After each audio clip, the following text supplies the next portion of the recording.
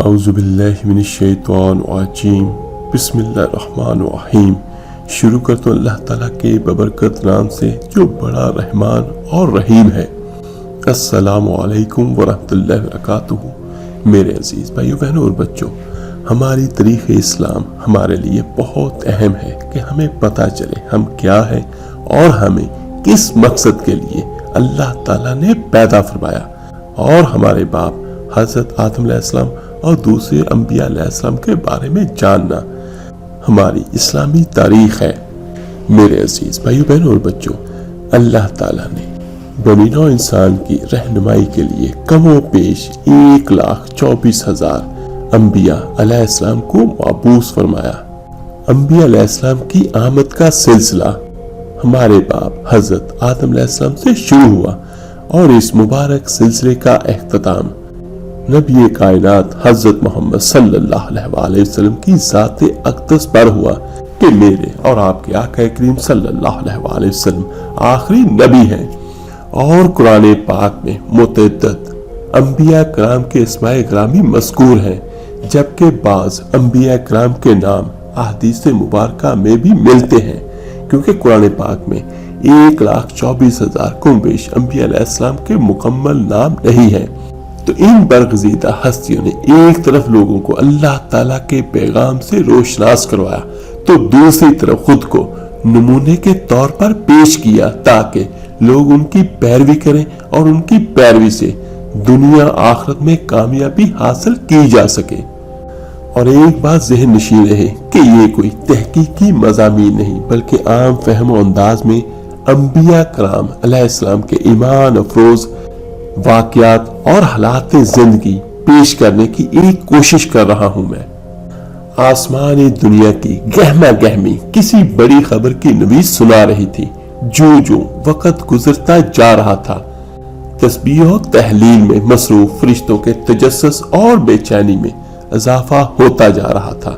نظریں بیت المعمور پر تھیں اور کان اللہ کی پکار کے منتظر۔ بالآخر انتظار کی گھڑیاں ختم ہوئیں اور رب ذوالجلال کا حکم فضا میں بلند ہوا، جس کا ترجمہ میں آپ کو بیان کرتا ہوں۔ میرا اللہ کریم فرماتا ہے، میں زمین پر اپنا نائب بنانے والا ہوں۔ اور فرشتے اس فیصلے پر حیران تھے اور متعجب بھی۔ ان کا خیال تھا کہ جنات کی طرح یہ بھی زمین پر لڑائی جھگڑا اور فساد کریں گے۔ حضرت آدم علیہ السلام سے پہلے اس دنیا پر جنات ہی جنات تھے۔ فرشتے آسمانوں پر اور زمینوں پر اللہ تعالیٰ کی مخلوق جنات تھی، اور اس وقت جنات کے لڑائی جھگڑے چل رہے تھے۔ تو چنانچہ انہوں نے اس فیصلے کی حکمت معلوم کرنے کی غرض سے ڈرتے ڈرتے عرض کیا، فرشتوں نے، اے ہمارے رب، ایسے شخص کو کیوں پیدا کرتا ہے جو زمین میں فساد کرے اور خون بہائے، اور ہم تیری تسبیح اور پاکیزگی بیان کرنے والے ہیں۔ تو اللہ کریم نے فرمایا، جو میں جانتا ہوں تم نہیں جانتے۔ یہ سورہ البقرہ میں اللہ تعالیٰ فرماتا ہے۔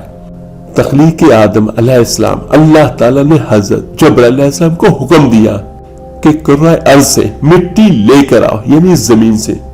تو یہاں پر ایک حدیث مبارکہ صلی اللہ علیہ وآلہ وسلم میں بیان کرتا ہوں۔ یہ حدیث مبارکہ حضرت ابو موسیٰ اشعری رضی اللہ تعالیٰ عنہ سے روایت ہے، جس کا مفہوم کچھ یوں ہے کہ میرے آقا کریم صلی اللہ علیہ وآلہ وسلم نے ارشاد فرمایا، اللہ تعالیٰ نے حضرت آدم علیہ السلام کو ایک مٹھی خاک سے پیدا فرمایا۔ یہ مٹی تمام روئے زمین سے حاصل کی گئی تھی۔ یہی وجہ ہے کہ حضرت آدم علیہ السلام کی نسل میں مختلف رنگ و زبان کے لوگ پائے جاتے ہیں۔ یہ حدیث مبارکہ ابو داؤد اور ترمذی میں بھی ہے۔ حضرت ابو ہریرہ رضی اللہ تعالیٰ عنہ سے روایت ہے کہ حضور اکرم صلی اللہ علیہ وآلہ وسلم نے فرمایا کہ جب اللہ نے آدم کو پیدا فرمایا اور ان میں روح پھونکی تو ان کو چھینک ہے، جس پر انہوں نے کہا الحمدللہ۔ یوں سب سے پہلے ان کے منہ سے اللہ کی حمد نکلی۔ پھر اللہ نے یرحم ربک فرمایا۔ اللہ تعالیٰ نے حضرت آدم علیہ السلام کو 4 عظیم شرف اور مرتبے عطا فرمائے۔ نمبر 1، اپنے ہاتھوں سے پیدا فرمایا۔ نمبر 2، روح پھونکی۔ نمبر 3، فرشتوں کو سجدہ کرنے کا حکم فرمایا۔ لاسٹ نمبر 4، اشیاء کے ناموں کے علم سے سرفراز فرمایا، فرشتوں کو حکم فرمایا۔ اللہ تعالیٰ نے حضرت آدم علیہ السلام کو تمام نام سکھا کر ان چیزوں کو فرشتوں کے سامنے پیش کیا اور فرمایا اگر تم سچے ہو تو ان چیزوں کے نام بتاؤ۔ انہوں نے کہا اے اللہ تیری ذات پاک ہے، ہمیں علم نہیں سوائے اس کے جو تو نے ہم کو سکھایا ہے، بے شک آپ بڑے علم و حکمت والے ہیں۔ پھر اللہ تعالیٰ نے حضرت آدم علیہ السلام کو حکم دیا ان چیزوں کے نام بتا دو جو اللہ تعالیٰ نے انہیں پہلے ہی بتا دیے تھے، یعنی جو بھی علم ہوتا ہے یا جو بھی علم ہے یہ اللہ تعالیٰ کی طرف سے ہی ہے۔ تو انہوں نے ان تمام چیزوں کے نام بتا دیے۔ تو اللہ تعالیٰ نے فرمایا دیکھو میں نے تم سے نہ کہا تھا کہ میں زمین و آسمان کی تمام پوشیدہ چیزوں سے واقف ہوں، میں ان باتوں کو بھی جانتا ہوں جن کو تم ظاہر کر دیتے ہو اور جن کو تم دل میں رکھتے ہو۔ یہ بھی البقرہ میں اللہ کریم فرماتا ہے اللہ تعالیٰ نے تمام فرشتوں کو حکم دیا کہ آدم کو سجدہ کرو، تو ابلیس کے سوا سب نے سجدہ کیا تو اس نے انکار کر دیا اور تکبر کیا اور وہ کافروں میں ہو گیا۔ یہ بھی سورہ بقرہ 34 نمبر آیت کا ترجمہ ہے۔ اللہ تعالیٰ نے ابلیس سے پوچھا جب میں نے تجھ کو حکم دیا تھا تو کس چیز نے تجھ کو سجدے سے باز رکھا؟ تو اس نے کہا میں اس سے افضل ہوں، تو نے مجھے آگ سے پیدا کیا ہے اور اسے خاک سے۔ تو اللہ تعالیٰ نے فرمایا تو وحشت سے اتر جا، تجھے حق نہیں کہ تو یہاں رہ کر غرور کرے، بس نکل جا، بے شک تو ذلیلوں میں سے ہے۔ اس نے کہا مجھے اس دن تک مہلت عطا فرمائیے جس دن قیامت آئے گی۔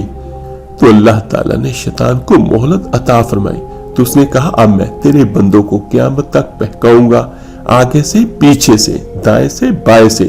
تو اللہ تعالیٰ نے فرمایا جو لوگ تیری پیروی کریں گے میں تجھ سمیت ان سب سے جہنم کو بھر دوں گا۔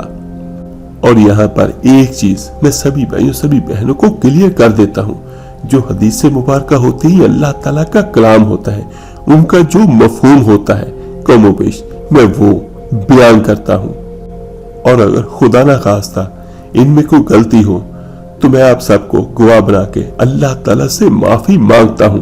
اللہ تعالیٰ مجھے معاف کرے۔ جو علم مجھ تک پہنچا ہے وہ علم میں آپ کو بیان کرتا ہوں۔ تو چلتے ہیں اپنے موضوع کی طرف۔ ابلیس اور شیطان ایک ہی صفت اور حقیقت کے دو ایسے نام ہیں اور جن کا کام اللہ کے نیک بندوں کو ورگلانا، شر پھیلانا، انہیں اللہ سے باغی کر کے برائی کے کاموں کی جانب راغب کرنا ہے۔ یہ انسان کا وہ اصلی دشمن ہے جو قیامت تک اس کا پیچھا نہیں چھوڑے گا۔ اما عائشہ رضی اللہ تعالی عنہا سے روایت ہے کہ نبی کریم صلی اللہ علیہ وسلم نے ارشاد فرمایا فرشتے نور سے، آدم مٹی سے اور ابلیس آگ سے پیدا کیا گیا۔ حضرت عبداللہ بن عمر رضی اللہ تعالیٰ عنہ فرماتے ہیں کہ جنات حضرت آدم علیہ السلام سے 2000 سال پہلے سے دنیا میں آباد تھے، جنہوں نے دنیا میں دنگا فساد مچا رکھا تھا۔ چنانچہ اللہ نے فرشتوں کے ایک لشکر کو دنیا میں روانہ کیا جنہوں نے ان جنات کو مار مار کر سمندری جزیروں اور ویران علاقوں میں بھگا دیا۔ حضرت سعید بن منصور رضی اللہ تعالیٰ عنہ کا قول ہے کہ اس موقع پر بہت سے جنات قتل کیے گئے اور کچھ گرفتار بھی ہوئے۔ انہی میں سے ابلیس بھی تھا جو بھی بچہ تھا، اسے آسمان پر لا کر رکھا گیا۔ یہ فرشتوں کے ساتھ عبادت میں مصروف ہو گیا اور بہت جلد علوم کا ماہر اور عبادت گزار بن گیا۔ چنانچہ اسے آسمانوں میں معلم الملکوس کے نام سے پکارا جانے لگا۔ حضرت عبداللہ بن مسعود رضی اللہ تعالیٰ عنہ فرماتے ہیں کہ ابلیس آسمانوں میں فرشتوں کا سردار بن گیا تھا۔ حضرت ابن عباس رضی اللہ تعالیٰ عنہ نے فرمایا کہ ابلیس کا نام عزازیل تھا۔ سورہ کاف آیت نمبر 50 میں اللہ نے فرمایا کہ ابلیس جنات میں سے تھا۔ تفسیر ابن جوزی میں حضرت عبداللہ بن عباس رضی اللہ تعالیٰ عنہ سے روایت ہے کہ میرے آقا کریم صلی اللہ علیہ وسلم نے ارشاد فرمایا شیطان آدمی کے جسم میں خون کی طرح سرایت کر جاتا ہے، بندے کا دل اس کا خاص ٹھکانہ ہے، تاہم شیطان کو اتنی قوت حاصل نہیں ہے کہ وہ انسان کو راہ حق سے زبردستی ہٹا دے۔ یہ دوسری بات ہے کہ وہ لوگوں کے دلوں میں وسوسے اور برے خیالات ڈال کر انہیں برائی کی جانب راغب کرتا رہتا ہے، اور یہی بندوں کا امتحان ہے۔ حضرت آدم علیہ السلام کے لیے جنت میں تمام آسائشیں نعمتیں موجود تھیں، لیکن اس کے باوجود ہمارے باپ حضرت آدم علیہ السلام تنہائی اور اجنبیت محسوس کرتے تھے۔ چنانچہ اللہ تعالیٰ نے ان کی تنہائی دور کرنے کا بندوبست فرماتے ہوئے فرمایا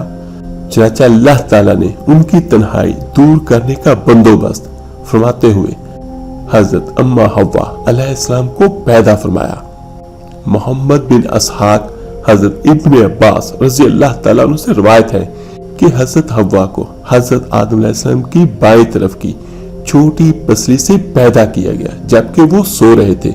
پھر اللہ تعالیٰ نے حضرت آدم علیہ السلام کو حکم فرمایا کہ وہ اور ان کی بیوی جنت میں سکون فرمائے، اور فرمایا جہاں سے چاہو بلا روک ٹوک کھاؤ، لیکن اس درخت کے پاس نہ جانا ورنہ ظالموں میں سے ہو جاؤ گے۔ حضرت آدم علیہ السلام اور حضرت حوا علیہ السلام بڑے آرام و سکون سے جنت میں رہنے لگے۔ روایت میں ہے کہ حضرت آدم علیہ السلام 100 سال یا 60 سال جنت میں رہے۔ اس عرصے میں دونوں پر جنت کے کسی بھی حصے میں جانے پر پابندی نہ تھی سوائے شجر ممنوعہ کے، اور شیطان اب ان دونوں کا کھلا دشمن تھا اور اپنی سزا کا بدلہ لینے کے لیے بے قرار بھی، اور اس کی شدید خواہش تھی کہ یہ اللہ کے حکم کی خلاف ورزی کرے۔ تو پھر شیطان نے ان دونوں کے دلوں میں وسوسہ ڈالا، یہاں تک کہ ان کی شرمگاہیں جو ایک دوسرے سے پوشیدہ تھی بے پردہ ہو جائیں۔ اس نے انہیں کہا، تمہارے رب نے تم دونوں کو اس درخت سے اس لیے منع فرمایا کہ کہیں یہ پھل کھا کر تم دونوں فرشتے نہ ہو جاؤ یا کہیں ہمیشہ زندہ رہنے والوں میں سے ہو جاؤ۔ تو شیطان کی اس باتوں نے اما حوا علیہ السلام کو سوچنے پر مجبور کر دیا، اور پھر شیطان کی مسلسل اور تواتر کے ساتھ سازشیں رنگ لائیں، اور اس نے اما حوا کو پھل کھانے پر راضی کر لیا۔ ایک دن حضرت حوا نے حضرت آدم علیہ السلام سے کہا کہ ہم اس شجر سے ممنوعہ کا ذرا سا حصہ کھا کر تو دیکھیں کہ آخر وہ کیا راز ہے جو اللہ تعالیٰ نے اسے کھانے سے منع فرمایا ہے۔ شروع میں تو حضرت آدم علیہ السلام اس کے لیے قطعی طور پر تیار نہ تھے، لیکن پھر حضرت حوا علیہ السلام کے مسلسل اصرار پر وہ بھی راضی ہو گئے۔ ابھی ان دونوں نے پھل کو پوری طرح سے چکھا بھی نہ تھا کہ ان کی سترگاہیں ایک دوسرے پر عیاں ہو گئی، جس پر دونوں بدحواسی اور پریشانی میں جنت کے درختوں کے پتے توڑ توڑ کر اپنا بدن چھپانے لگے۔ اللہ تعالیٰ نے دونوں کو پکارا اور فرمایا، کیا میں نے تم کو منع نہیں کیا تھا کہ اس درخت کا پھل نہ کھانا اور شیطان کے ورگلانے میں نہ آنا؟ یہ تمہارا کھلا دشمن ہے۔ دونوں نے جب اللہ کریم کی پکار سنی تو مارے خوف الہی کے کانپ اٹھے، اور نہایت لاچارگی اور عاجزی سے اپنی خطا پر نادم و شرمندہ ہوتے ہوئے بارگاہ خداوندی میں عرض کیا، اے ہمارے رب، ہم دونوں سے بہت بڑی غلطی ہو گئی ہے۔ اب اگر آپ نے ہم پر رحم نہ کیا اور معاف نہ فرمایا تو ہم تباہ و برباد ہو جائیں گے۔ تو اللہ کریم نے فرمایا، اب تم دونوں ایک خاص مدت تک زمین پر ہی رہو گے جہاں تم ایک دوسرے کے دشمن ہوگے، اور وہیں ہی مرنا ہے اور اس میں سے پھر پیدا ہونا ہے۔ تو چنانچہ دونوں کو زمین کی طرف روانہ کر دیا گیا۔ زمین پر روایت ہے کہ حضرت آدم علیہ السلام کو ہند اور حضرت حوا علیہ السلام کو جدہ اور ابلیس کو بصرہ سے چند میل کے فاصلے پر دمشق یامان کے مقام پر اتارا گیا، اور اس کے بارے میں کچھ روایت ہمیں ملتی ہیں کہ حضرت آدم علیہ السلام کو سری لنکا میں اتارا گیا، کیونکہ وہاں پر ان کا پاؤں مبارک کا نشان بھی موجود ہے، اور سب سے بہتر علم جاننے والی صرف اللہ کی ذات ہے، وہ بہتر جانتا ہے۔ حضرت سعدی رحمت اللہ علیہ فرماتے ہیں کہ جب حضرت آدم علیہ السلام جنت سے زمین پر اترے تو ان کے پاس حجر اسود تھا، اور جنت کے درختوں کے پتوں کی ایک مٹھی بھی تھی۔ پھر حضرت آدم علیہ السلام نے ان پتوں کو زمین پر پھیلا دیا، اور یہ خوشبودار درخت ان پتوں ہی کی پیداوار ہے۔ حضرت ابن عباس رضی اللہ تعالیٰ عنہ سے روایت ہے کہ حضرت جبرائیل علیہ السلام حضرت آدم علیہ السلام کے پاس ہے اور گندم کے 7 دانے ساتھ لے۔ حضرت آدم علیہ السلام نے پوچھا یہ کیا ہے؟ عرض کیا یہ اس درخت کا پھل ہے جس سے آپ کو روکا گیا تھا لیکن آپ نے تناول کر لیا تھا۔ فرمایا تو اب میں اس کا کیا کروں؟ تو عرض کیا حضرت جبرائیل علیہ السلام نے ان کو زمین پر بو دیجئے۔ تو حضرت آدم علیہ السلام نے بو دیے اور وہ دانے وزن میں اس دنیا کے دانوں سے لاکھ درجے زیادہ تھے۔ وہ دانے اگے۔ حضرت آدم علیہ السلام نے فصل کاٹی، پھر دانوں کو بھوسی سے جدا کیا، پھر صفائی کی، اسے پیس کر آٹا گوندا اور روٹی پکائی۔ اس طرح محنت و مشقت کے بعد اسے کھایا۔ توبہ کی قبولیت اور زمین پر آنے کے بعد حضرت آدم علیہ السلام بہت شرمسار تھے اور افسردہ تھے۔ پھر حضرت حوا علیہ السلام سے علیحدگی نے بھی انہیں سخت پریشانی میں مبتلا کر دیا تھا۔ تو روایت میں آتا ہے کہ آپ ایک طویل عرصے تک اللہ کے حضور گڑ گڑاتے رہے، فریاد کرتے رہے اور آنسو بہاتے رہے، یہاں تک کہ اللہ تعالیٰ کو ان کی گریہ وزاری پر رحم آ گیا۔ اور پھر ایک دن حضرت جبرائیل علیہ السلام نے حضرت آدم علیہ السلام کے پاس آ کر انہیں اللہ کی جانب سے معافی کی نوید سنائی۔ حضرت آدم علیہ السلام خوشی سے سرشار بارگاہی خداوندی میں سر بجود ہو کر شکر بجا لائے۔ پھر حضرت جبرائیل علیہ السلام نے انہیں لے کر مکے آئے، جہاں حضرت آدم علیہ السلام نے کعبہ شریف کی بنیاد رکھی اور حجر اسود کو کعبہ کی دیوار پر نصب فرمایا، پھر اس کے گرد طواف کیا۔ طواف سے فارغ ہو کر حضرت جبرائیل علیہ السلام انہیں جبل عرفات پر لے گئے، جہاں پر حضرت حوا علیہ السلام تشریف فرما تھی، لیکن طویل عرصے کی جدائی اور حالات نے بہت سے جسمانی تغیرات پیدا کر دیے تھے۔ چاچا دونوں ایک دوسرے کو پہچان نہ پائے، جس پر حضرت جبرائیل علیہ السلام نے دونوں کا تعارف کروایا۔ حابیل و قبیل کا قصہ حضرت آدم علیہ السلام اور حضرت حوا علیہ السلام کی ملاقات کے بعد اللہ تعالیٰ نے انہیں اولاد کثیر سے نوازا۔ حضرت حوا علیہ السلام جب امید سے ہوئی تو ایک لڑکا اور ایک لڑکی پیدا ہوئے، جب دوبارہ امید سے ہوئی تو پھر ایک لڑکی اور ایک لڑکا پیدا ہوئے۔ پہلے والے لڑکے کی شادی دوسری والی لڑکی سے اور دوسرے والے لڑکے کی پہلی والی لڑکی سے شادی کر دی جاتی۔ چنانچہ پہلی مرتبہ قبیل اور ان کی بہن اقلیمیہ پیدا ہوئی، دوسری مرتبہ حابیل اور ان کی بہن یہودا پیدا ہوئی۔ حضرت آدم علیہ السلام نے اقلیمہ کی شادی حابیل سے اور یہودا کی شادی قبیل سے کرنا چاہی، مگر قبیل نے یہودا سے شادی کرنے سے انکار کر دیا۔ وہ اقلیمہ سے شادی کرنا چاہتا تھا کیونکہ وہ یہودا سے زیادہ خوبصورت تھی۔ حضرت آدم علیہ السلام نے ہر چند سمجھایا لیکن وہ بضد رہا۔ آخر حضرت آدم علیہ السلام نے دونوں بیٹوں سے فرمایا کہ تم دونوں اپنی قربانی کوہ صفا پر لے جاؤ، اللہ کے حکم سے آسمانوں سے آگ آئے گی جو حق کا فیصلہ کر دے گی۔ دونوں اپنی اپنی قربانیوں کو لے کر جبل صفا پہنچے۔ چونکہ حابیل حق پر تھا اس لیے اس کی قربانی قبول کر لی گئی۔ اس پر قبیل حابیل کا جانی دشمن ہو گیا اور پھر ایک دن اس نے حابیل کو قتل کر ڈالا۔ دنیا میں انسان کا پہلا قتل اور پہلی قبر۔ تو حابیل کے قتل کے بعد قبیل کو یہ فکر لاحق ہو گئی کہ اس کی لاش کیسی چھپائے۔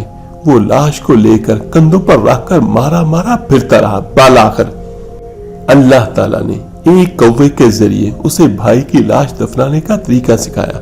قرآن پاک میں ہے پھر اللہ نے ایک کوے کو بھیجا جو زمین کھودنے لگا تاکہ اسے بتائے کہ بھائی کی لاش کو کیسے چھپائے۔ کہنے لگا کہ افسوس میری حالت پر، کیا میں اس سے بھی گیا گزرا ہوں کہ اس کوے کے برابر ہوتا اور اپنی بھائی کی لاش کو چھپا دیتا۔ پھر وہ بہت پشیمان ہوا۔ جب حضرت آدم علیہ السلام کی وفات کا وقت آیا اور فرشتے گھر میں داخل ہوئے تو آپ سمجھ گئے۔ اپنی اہلیہ حضرت حوا علیہ السلام اور اپنے بچوں سے فرمایا کہ تم سب مجھے تنہا چھوڑ دو۔ اس کے بعد ہمارے باپ حضرت آدم علیہ السلام اللہ تعالیٰ کی حمد و ثنا میں مصروف ہو گئے۔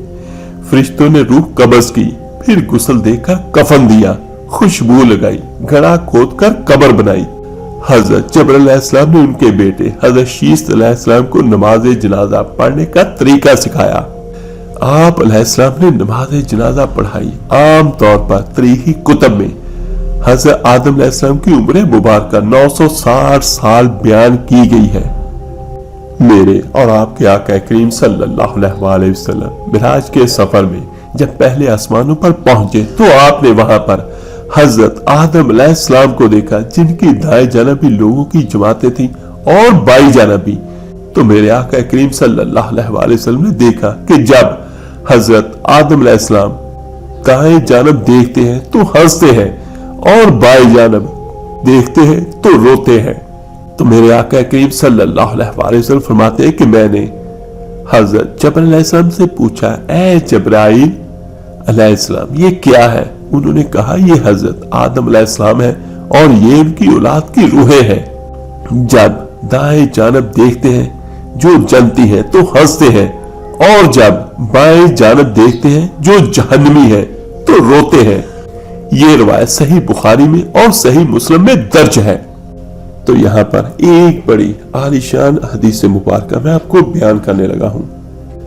हजरत उमर रज़ी अल्लाह ताला अन्हो से मरवी है कि मेरे आका करीम सल्लल्लाहु अलैहि वसल्लम फरमाया, जब हजरत आदम अलैहिस्सलाम से गलती होगी तो उन्होंने बारगाह खुदा बंदी में अर्ज किया, ऐ मेरे परवरदिगार, मैं आपसे मोहम्मद सल्लल्लाहु अलैहि वसल्लम के वसीले से सवाल करता हूँ कि आप मेरी मग़फ़िरत फरमा दें।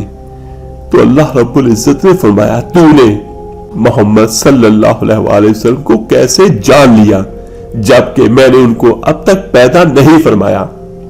तो हजरत आदम अलैहिस्सलाम ने अर्ज किया, ऐ परवरदिगार, जब आपने मुझे अपने हाथों से पैदा फरमाया और मुझ में जान डाली, फिर मैंने अपना सर उठाया तो मैंने अर्श पर लिखा देखा, ला इलाहा इल्लल्लाहु मुहम्मद रसूलुल्लाह। तो मैंने जान लिया कि जिस जात का नाम आपने अपने नाम के साथ मिलाया है, इससे बढ़कर आपके नजदीक और कोई महबूब नहीं हो सकता। तो सुभान अल्लाह। तो अल्लाह ताला ने फरमाया, ऐ आदम, तूने सच कहा, वो मेरे नजदीक सबसे महबूब है और जब तूने उनके वसीले से मुझसे मांग लिया तो बस मैंने तेरी बख्शिश कर दी, और अगर मोहम्मद सल्लल्लाहु अलैहि वसल्लम ना होते तो मैं आपको भी पैदा ना करता।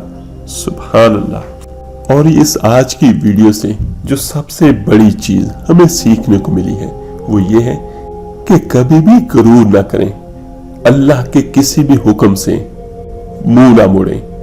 शैतान ने एक सजदा नहीं किया था तो अल्लाह ताला ने शैतान को क़यामत तक के लिए मरदूर करार दे दिया। तो मेरे अजीज भाइयों बहनों और बच्चों, सोचें कि हम कितने सजदे अदा नहीं करते।